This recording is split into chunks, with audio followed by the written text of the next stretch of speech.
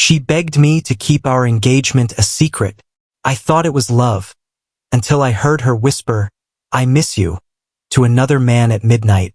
So I took her phone and uncovered everything she was hiding. I never thought I'd end up in a situation like this.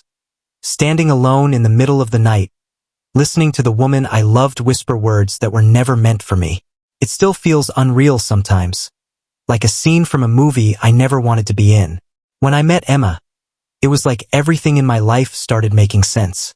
She was warm, confident, funny, and somehow, when she spoke, she made the world feel quieter. We met through friends at a work event, just one of those boring mixers where you don't expect anything significant. But she was there, laughing with a drink in her hand, and the moment we started talking, I felt something shift. Our conversations turned into late-night calls. Those calls turned into weekend trips. And soon, she became a constant in my life. She felt like home, and I thought maybe, just maybe, I had found the person I'd spend my life with. After a year of dating, I proposed. It wasn't fancy, no surprise flash mobs, no hidden cameras. Just us, in my apartment on a rainy Sunday afternoon. She was wearing one of my hoodies, her hair messy from a lazy morning, and I looked at her and thought, this is it. When she said yes, tears in her eyes, holding my face like she never wanted to let go, I felt like the luckiest man in the world. I didn't need big gestures. That moment was everything. But just a few days later, she asked me something that took me by surprise. She sat me down, took my hand, and said she wanted to keep the engagement a secret. Just for a while, she said softly. At first, I thought she was joking, but she wasn't smiling. She said she just wanted privacy. No posts, no announcements yet, no telling friends or family, just you and me. I didn't get it. We were adults, both in our 30s, with stable jobs and mutual friends. What was there to hide? But she told me it was just how she was, that she'd always been private about personal things. And because I loved her, I agreed. I thought maybe she needed time to process. Maybe she had past experiences that made her want to move carefully. I didn't want to push her.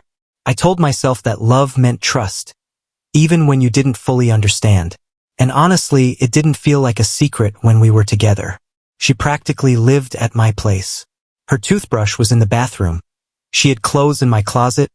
We cooked together, watched movies, slept in each other's arms. Everything felt normal behind closed doors. But outside that space, it was like I didn't exist. When I once tagged her in a simple dinner photo on social media, she called me immediately and asked me to take it down. "Please, not yet," she said. Her voice sounded so worried that I removed it without question. I trusted her. But slowly, the doubts started creep in. There were moments, small ones, that didn't sit right. Late-night phone calls that made her leave the room. Texts she would quickly hide. The way she'd shrug off questions about the future or change the topic whenever I asked about telling her parents. One day, a mutual friend asked if I was still single. That hit hard. Emma hadn't told anyone. Still, every time I felt doubt, she'd smile, say something sweet, hold my hand, and I'd feel like a fool for even wondering. I kept telling myself that everyone has their own way of loving, that maybe she just needed a little more time. We had planned a fall getaway, just a quiet trip to a cabin up north. She had sent me a whole board of ideas: cozy blankets, fireplaces, hiking spots, wine by the lake. She was excited, and so was I. I told myself that this was real, that what we had didn't need validation from social media or public announcements. I wanted to believe that. I needed to. But deep down, something kept feeling off. And then, everything fell apart on a night that started like any other. It was a Thursday evening. She made pasta, her favorite comfort food. We watched a silly reality show, laughed, teased each other, and then headed to bed around 11:30. She was beside me, scrolling through her phone as always. Before turning it off, she leaned in, whispered, "I love you," and turned over. I fell asleep with a smile, thinking everything was okay. But sometime around midnight, I woke up. Maybe it was a sound, the floorboard outside creaking, or maybe it was instinct. I turned and noticed her side of the bed was empty. At first, I thought she'd gone to the bathroom. But there was no water running, no light, no movement. Just a faint voice, soft, almost a whisper, coming from the living room. I got up quietly, barefoot, heart beating faster with every step. The room was dark, but the streetlight outside lit up her silhouette.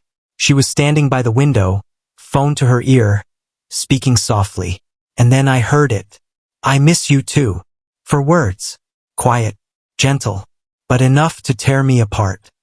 Her voice didn't sound like it did with me. It was different, tender, almost loving. I froze. I wanted to pretend I misheard. But I knew. I stepped forward slowly and placed my hand on her back. She jumped like I had electrocuted her. Her eyes wide. She quickly ended the call without saying goodbye. "Hey," she said, smiling nervously, like she could lie her way out of it. "Who was that?" I asked calmly. "Just an old friend," she said. "He's going through a breakup. He needed someone to talk to." But her voice was shaky, her arms crossed, her body tense, like she knew I wasn't buying it. "You didn't want me to hear that call," I said. She looked away. "Can I see your phone?" I asked. Her face changed completely. "No," she said. "That's private." And right then, the trust I'd been holding on to started crumbling. "You asked me to keep our engagement a secret for months," I said. "Now I catch you talking to someone in the middle of the night, and you won't even show me your phone?" She snapped. "Why are you making this a thing? You're overreacting." But I wasn't the one whispering in the dark. I wasn't the one keeping secrets. I didn't shout. I didn't threaten. I just reached out slowly and took the phone from her hand. She didn't resist. She just watched me, silent. I opened her messages. The first chat that popped up was with someone named Daniel. No last name. No emojis. Just cold, clean messages. I scrolled. Message after message going back weeks. Not friendly. Not innocent. Lines like, "I still think about you. I wish I was there instead. Being with him isn't the same." And the one from earlier that night. "I can't stop thinking about the last time we were together." I sat down, phone in hand, my head spinning. She stood across from me, hands fidgeting, eyes shiny with tears. "It's complicated," she whispered. "No," I said quietly. "It's not." She sat down slowly. "I didn't mean for this to happen. I didn't want to hurt you." I looked her straight in the eyes. "Then why lie? Why say yes to a proposal you weren't committed to?" She wiped her face. "I thought choosing you would help me move on from him. I wanted to let him go, but I couldn't. And that was it. The truth. She never let him go. She tried to start a new chapter without closing the old one, and I was just the page she was writing on. I didn't yell.